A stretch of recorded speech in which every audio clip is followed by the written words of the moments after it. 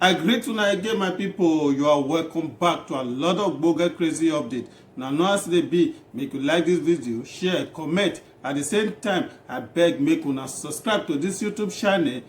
Press the bell notification so that anytime when I drop new video, you will be the first person to see at one time. Without wasting no time now, may we enter the matter wey carry us come here. Alright, my people, our brother don't come outside whether they call rude boy. Now, no rude boy now. Those guys were busy the first day together before whether they call P Square that time. Now, this guy don't come outside now. If they try to say something concerning those people who busy that they use Snapchat, they do their makeup, they post for social media, they deceive person.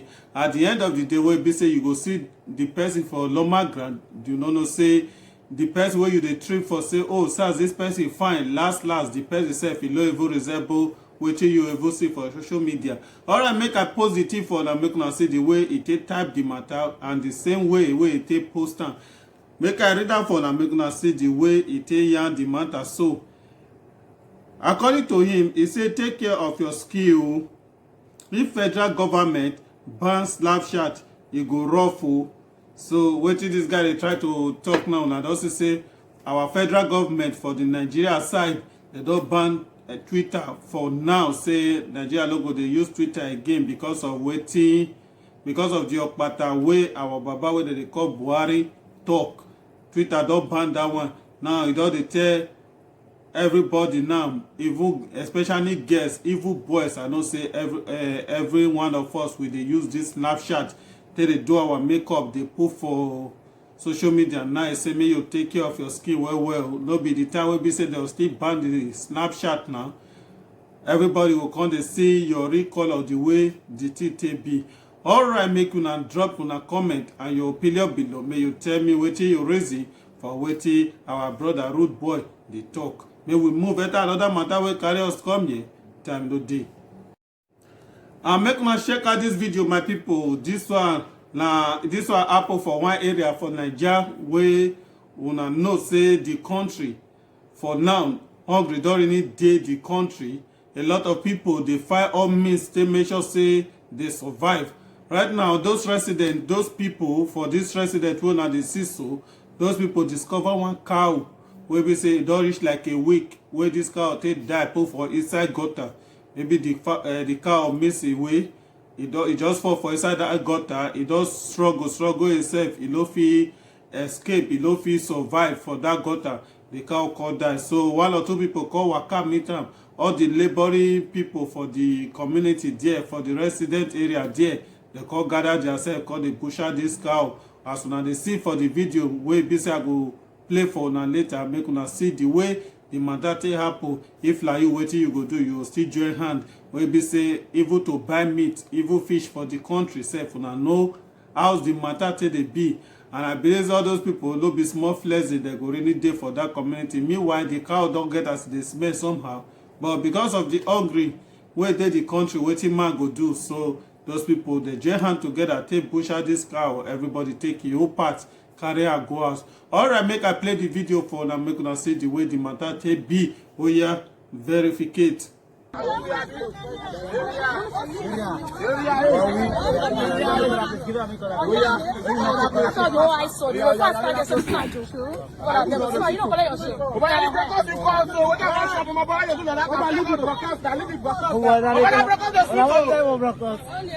yeah, I don't kill you, I don't try. Come on.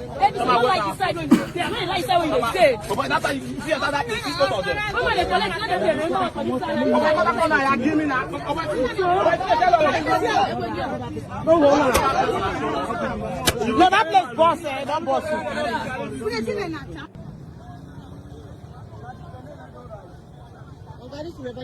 No. The first one na the Benin. So sure na don see the way the matter take play. Abeg, make you tell me wetin you really reason concerning the thing wey dey happen for there. So make you drop your comment and your opinion below. At the same time, abeg, as you dey watch this video, so make una dey like and dey share the video at the same time. And abeg, at the same time, make una subscribe to this channel. Press the bell notification so that anytime when I drop new video, una go dey see am one time. So This one I believe say some people go don see am, but for me, when I see this thing, when I see this post, the thing e really touch me. Say I no believe say some Nigeria, some of our youth, whether they, especially the ladies, whether they form this slave queen, they form those social media influencer, they go fit get the mind they do this kind of thing. Make una check out this Nigeria girl wey be say go represent Nigeria for Miss World for Nigeria, wey go represent Nigeria for Russia for this beauty competition. They say Nigeria representative at Miss Africa Russia 2021 as Juliet displayed the EndSARS flag. This girl go Russia go do this Miss Africa, where we know say it always the apple. This the apple for Moscow for Russia. This girl come go dey display the EndSARS flag wey be say, una know say the flag as they call the display at that time blood stain the white wey dey, wey be say a lot of people lost their life for the EndSARS, for the protest wey happen. So this girl really use this opportunity wey she get take display this thing to the whole world, to know say that day na very disaster day to the Nigeria, na very sad day to Nigeria. Make the whole world really get see meaning from the thing wey be say she really display. And I know say for this girl to do this kind of thing, she really gather a lot of courage to do this kind of thing, because I know when our leader really say this kind of thing, they no go really take am funny. Meanwhile, some people blast the girl, say why you go dey bring the country, when some people they really support the girl. For me, I really support this girl, because for how long we go dey die in silence? For how long you as a celebrity, una really know say una voice still dey count, because a lot of people don't know una. Una dey famous to a lot of people. Una dey very, una get a lot of fans. Wey be so una go still dey use una voice, still dey talk about some kind things wey dey happen for the country, but because of fear, because of una need influence, una need wetin dey call am appointment from those government and all those things, una no fit come out still yarn something wey be say e dey go wrong for the country. Alright my people, make I post the video for una, make una see the way the matter take play, as this girl take get the boldness they represent Nigeria as a kind of things where they go wrong for the country. Oh yeah, verificate. Let's understand, thank you.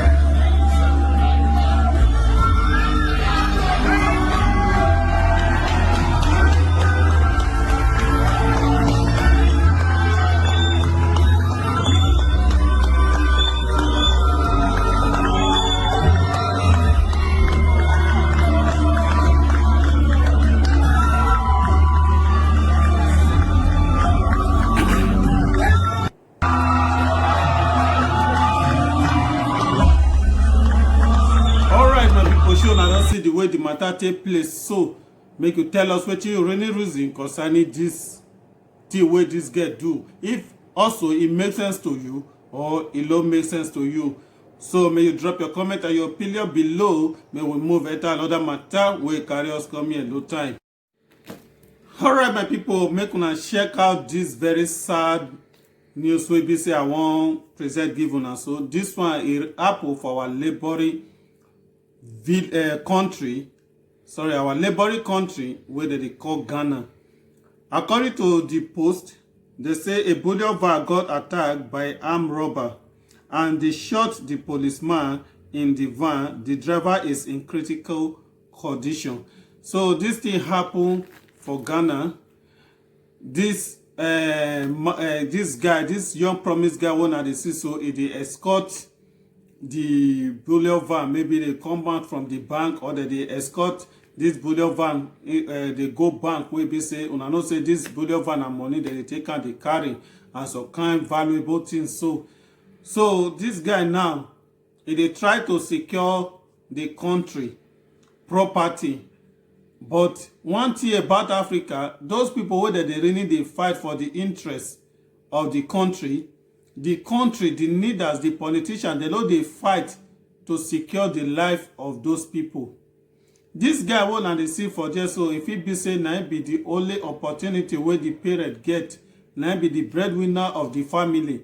But as una dey see, so the guy just lost his life. This young promised guy just lost his life, all in the name of serving the country, serving his people. But and the worst part of it, we all know Africa, despite everything wey dey happen, compensation no go even go to the family of this guy wey be say just lost his life. So they will just abandon the family as he just died, so na to just say rest in peace to the guy. If you see the way I see this post, when I see this post, when I see the video and this guy, the way the team brutalize the guy, the way the team bust, if una see this guy head, I swear, as in, even to eat self, your body go do you one kind. I see this video, I don't know the time where I take shout here. Hey, Samuel, what basu papa? For Ghana, now this thing for happen like this. Hey.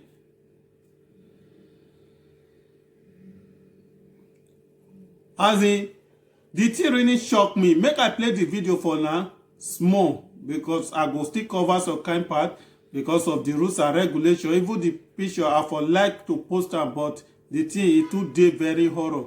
So make una check out the few part of the video, make una see the way the matter take play. Oh yeah, verificate.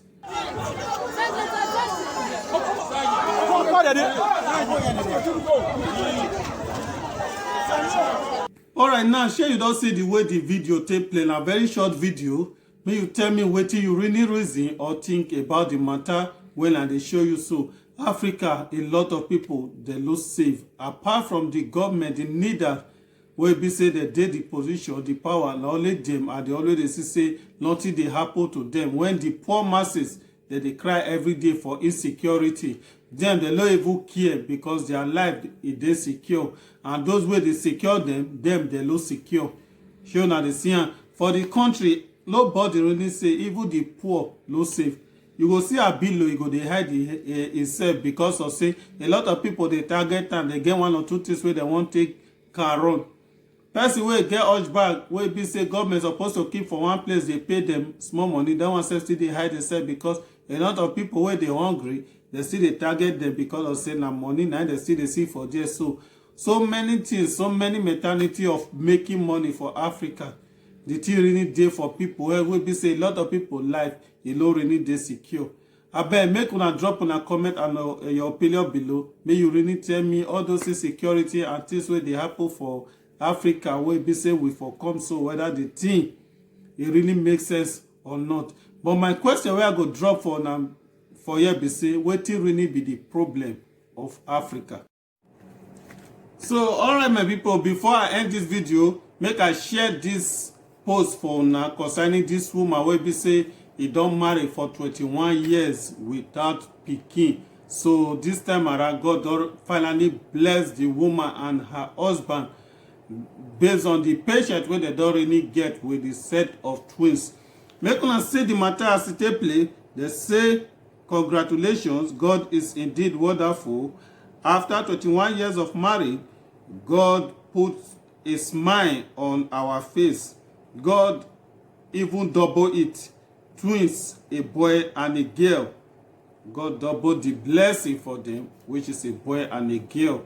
So my prayer now for you wey be say you dey for out there, wey be say no matter anything wey you dey expect, no matter how long this thing dey take you, may you no lose hope. One day God go answer your prayer. Whether na pikin you dey find o, may you put your hope in God. One day God go see your cry. He go answer your call and your prayer. If na paper you dey find, no matter anything wey you dey find out there, one day may you get patient, work hard, put everything in prayer. God, he go answer you. Whether na work you dey find o, by the special grace of God, anything wey you dey find, it go come to pass. All you just need na patience. No worry yourself. No go take too much step of which the thing go come mislead you away from God, of which you go come dey lose hope.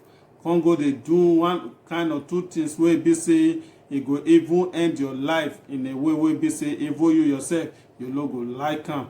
Alright my people, thank you very much for watching this video to the end. Until I see you again for my next video. Meanwhile, make you like this video, share am to your friends and family. At the same time, I beg make una subscribe to this YouTube channel, press the bell notification so that anytime when I drop new video you will be the first person to see am one time. Alright, God bless you as you do that. Bye.